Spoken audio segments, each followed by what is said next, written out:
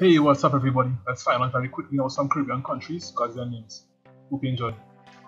Saint Lucia or Saint Lucia. Say it however you choose, is up to you. But the French named the island after Saint Lucia of Syracuse. She was a patron saint of all blind people or people suffering with eye diseases. The Cayman Islands. Christopher Columbus named these islands Las Tortugas after seeing many turtles in the surrounding waters. Back was in 1503. Sir Francis Drake traveled to the island in 1586 and renamed it Cayman. Cayman is the West Indies name for crocodile. Puerto Rico. The island was named Burriquén by the natives living there. By the time Christopher Columbus came to the island in 1493, he renamed it San Juan Bautista in honor of John the Baptist.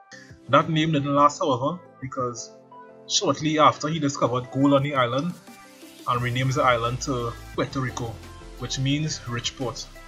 Jamaica. Jamaica actually means land of wood and water or land of springs. Jamaica got its name from the Central American tribes that migrated to the island thousands of years ago called the Taino. The name just stuck, and up to this day, it has still been called Jamaica. Cuba. No one's 100% sure how Cuba got its name, but historians believe that Christopher Columbus was Portuguese and he named Cuba after a town in Portugal called Cuba. That's one possibility. The exact meaning of Cuba is unclear, but it could be translated to where fertile land is abundant. Okay, moving on. Dominica. The West Indian tribes on the island first called it Waytukabuli. And if your Arawakian is a bit rusty, it translates to tall is her body.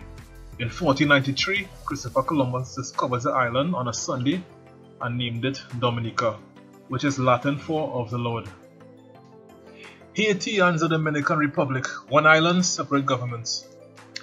The island was originally named Haiti by the West Indian tribe living there called the Arawaks. In 1492, Christopher Columbus rediscovered the island. Following traditional European behavior at that time, Christopher Columbus enslaved the natives and renamed the island Hispaniola. Hispaniola is Latin for the Spanish island. They named their capital Santo Domingo and established settlements throughout the island. As years went by, the Spanish began to lose interest in Hispaniola, and around 1663, the French started to occupy the western part of the island, eventually controlling it. The two nations eventually fought for control over Hispaniola, but decided to share it instead in the Treaty of Ryswick in 1697, the French calling their side of the island Saint-Domingue. I think Saint-Domingue is kind of like the French version of Saint-Dominique. In 1804, Jean-Jacques Dessalines proclaimed the independence of Hispaniola, reverting it back to its previous name, Haiti. The entire island was now united under one government, and that government called itself the Republic of Spanish Haiti. This unification lasted a couple of decades, but as time went on, the Haitian government grew increasingly unpopular.